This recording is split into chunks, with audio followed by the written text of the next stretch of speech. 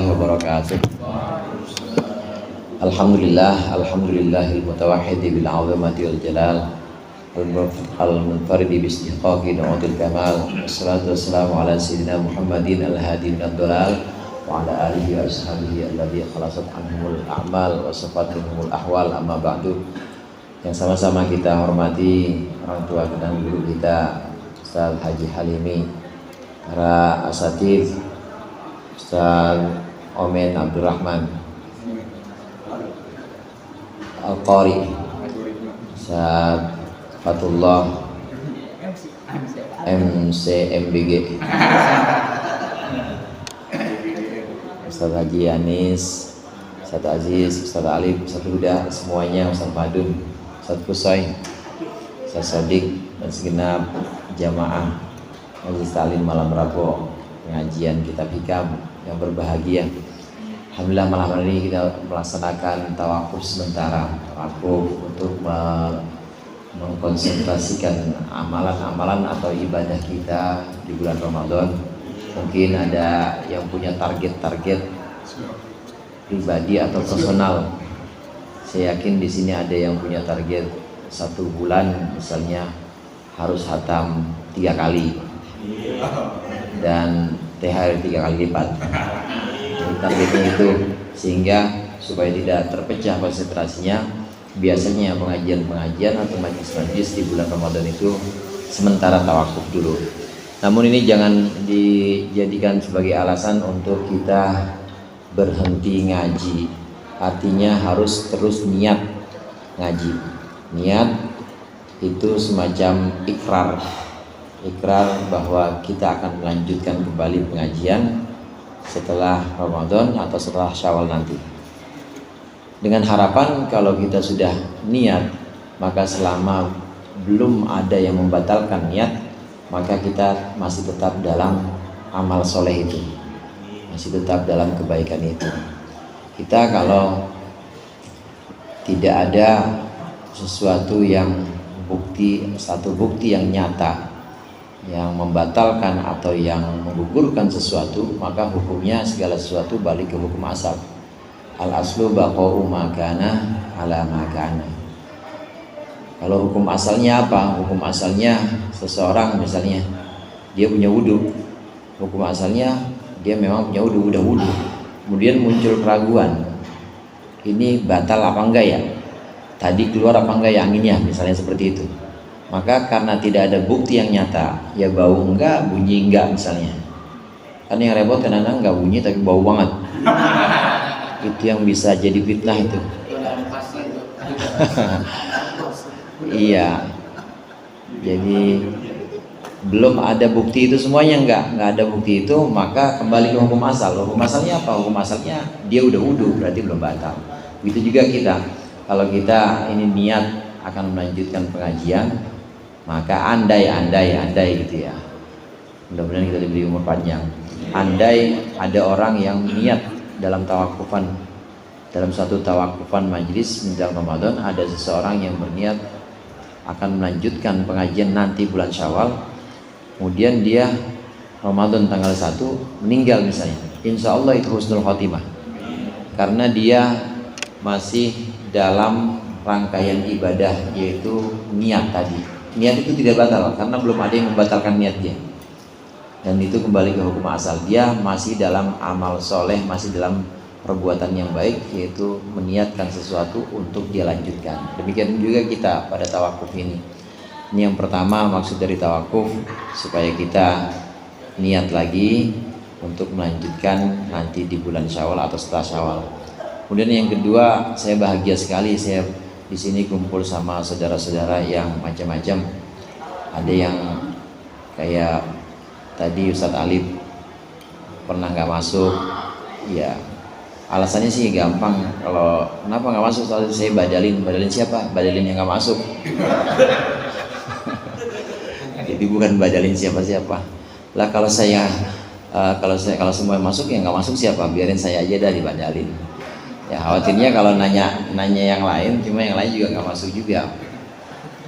Ada juga yang seperti Ustaz Fatullah, ya beliau guru silat Dari kelas. Kenapa Ustaz Aziz? Maksud saya silat lidah. Yang beliau paling pandai gitu. Ustaz Fatullah, kemudian Ustaz Omen, Ustaz Anis, dan saya senang di sini, teman-teman di sini, saudara-saudara sini bahagia dan orang senang semua sih ya, gitu. Orang senang semua. Saya yakin setan paling gede sama kita. Orang bahagia mulu kita, nggak pernah kesel atau nggak pernah dumel. Jadi senang aja pokoknya hidup senang. Pertama, kita ibadah yang paling gampang itu, yang bikin ibadah paling gampang adalah bikin setan kesel. Itu kemungkinannya. Kemungkinan yang kedua, mungkin di rumah juga nggak bisa ketawa kali. Makanya di sini ya.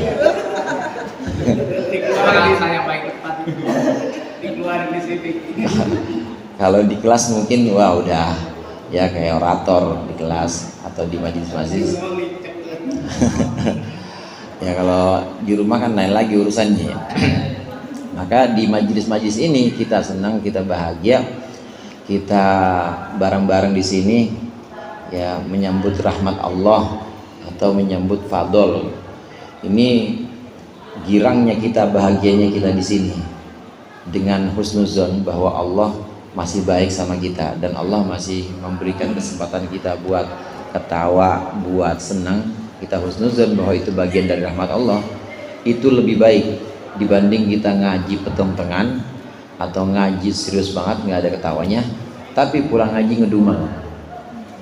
Mendingan kita kumpul-kumpul ngaji santai-santai tapi senang dengan husnuzon bahwa senangnya kita ini adalah bagian dari rahmat Allah. Bagian dari rahmat Allah, saudara. Malaikat aja ada malaikat yang takut banget sama Allah, sampai nggak bisa ketawa. Ada kayak malaikat Israfil. Nah kita ya alhamdulillah ya orang nggak pernah lihat Allah. Makanya begini lagunya. Tapi insya Allah kita termasuk hamba-hamba Allah yang meyakini bahwa bahagianya kita, girangnya kita ini adalah bagian dari rahmat Allah yang Allah turunkan kepada kita. Karena kita jelas ngaji ya di sini adalah ngaji menuturkan kisah-kisah orang soleh, menuturkan karangan-karangan orang soleh. Kalau orang soleh disebutkan dalam satu majlis, insya Allah itu turun rahmat Allah. Ya rahmat Allah antara lain ya lewat ketawa ini, lewat girangnya kita ini. Kemudian kalau tadi Ustaz Ali menyampaikan beberapa potret yang mungkin paling bisa diingat atau paling membekas untuk beliau. Mungkin teman-teman lain juga ada juga yang paling membekas, atau mungkin yang membekasnya ya pokoknya pernah bawa kitab gitu aja. Ada juga nggak apa-apa. Yang penting bawa kitab itu udah tanda itu. Udah tanda bahwa kitabnya di luar kepala. Nggak ada yang masuk pisan soalnya. Semua di luar kepala. Maksud saya begini, ngaji kita, kemudian mutolaah, kita coba memahami hikam. Ya, ini sambil juga kita merasakan bahwa sesungguhnya yang disebut orang yang bahagia itu bukan orang yang amalan-amalannya banyak, wiridan-wiridannya banyak, bukan. Tapi adalah orang yang melaksanakan perintah-perintah Allah sambil dia nerimo atau ridho terhadap bagian-bagian yang sudah Allah berikan kepada dia. Itu orang yang bahagia tanpa protes sedikit pun. Saya teringat akan kisah-kisah atau cerita-cerita atau keseharian santri-santri yang ada di Indonesia, terutama anak-anak yang ada di dalamnya Yai. Anak yang di dalamnya Yai itu ya begitu aja adanya. Ustaz Kusoi mungkin tahu. Saya tahu Ustaz Kusoi kalau di sana misalnya gajinya lain sama di sini. Gitu. Pasti itu beda-beda banget. Nah, di sana itu baik pengajar ataupun yang tinggal di dalam, yang tinggal di rumah Yai, Ini benar-benar ngabdi yang ngabdi. Jadi tidak ada sedikit pun terlintas materi. Nah itu semacam model atau semacam prototipe dari kehambaan. Dari kehambaan di mana seorang santri ini ditempatkan oleh tuannya, dalam hal ini oleh kiainya, di mana aja. Yang emang tugasnya ngurusin air aja buat tamu. Dia nggak bakal terus ini promo, maksudnya promo ini promosi jabatan maksudnya.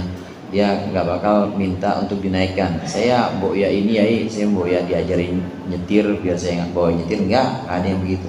Begitu juga yang nyetir walaupun mungkin sabetannya lebih banyak, kadang-kadang dikasih juga sama yai, kadang-kadang juga dikasih sama yang punya acara. Itu tetap tetap dia juga nggak pengen pindah ke posisi yang lain. Misalnya dia karena capeknya enakan di rumah, enggak, tapi itu dijalani tanpa keluh kesah. Nah kiranya seperti itu yang disebut dengan kehambaan yang hakiki atau yang sejati, itu kurang lebihnya seperti itu. Santri-santri yang ada di rumah yai yang di dalam itu sama sekali tidak ada pamrih, tidak ada sedikit pun terlintas materi, dan itulah yang namanya kehambaan di situ.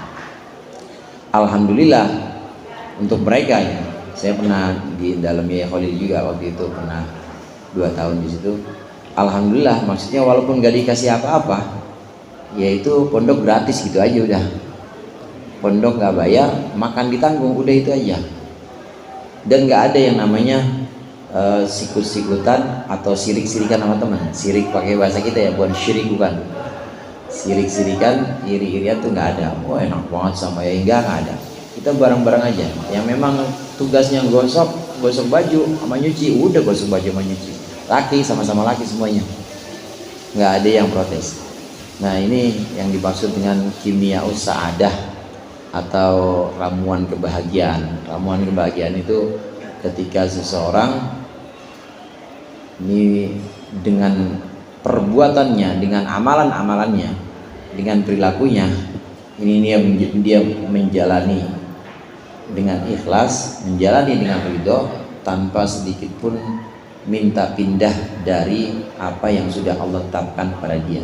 Ini bahagia benar yang seperti ini. Nah hikam dari semua pembahasan ini yang muaranya kepada ini, yang kadang disebut sebagai makom ridho, disebut sebagai makom di mana seseorang itu sudah senang, sudah bahagia dimanapun Allah tempatkan. Nah, ini yang tadi saya bilang, kalau udah senang aja, punya utang aja bisa ketawa-tawa, punya padahal besok udah ketahuan, padahal besok harus bayar, padahal harus bayar tanggungan, tapi masih bisa ketawa-tawa, itu berarti udah ridho sama Allah. Nah, ini yang kadang bikin setan kesel, yang bikin setan gondok. Nah, makanya kita jangan Rasulullah mengeluh, jangan mengeluh ya, jangan gerutu, jangan dumel ya. Kita jalani dan kita rasakan, syukuri apa yang udah Allah berikan kepada kita, ya keluarga, ya teman-teman, ya kerjaan. Itu harus kita syukuri. Di kerjaan misalnya ada yang bukan ngajar, misalnya ada desnos, oh nggak ada. Pace nama asli siapa sih? Alafi misalnya, dagangnya ya dagang tapi kok belum ini juga, masih kayak jalan di tempat. Ya ambil ininya aja, ambil husnuzonnya aja. Alhamdulillah ini jalan depan nggak sampai kelilit utang gitu misalnya. Atau kalaupun kelilit utang, alhamdulillah kelilit utang, tapi saya masih punya husnuzon pada Allah bahwa Allah yang bakal melunasi ini.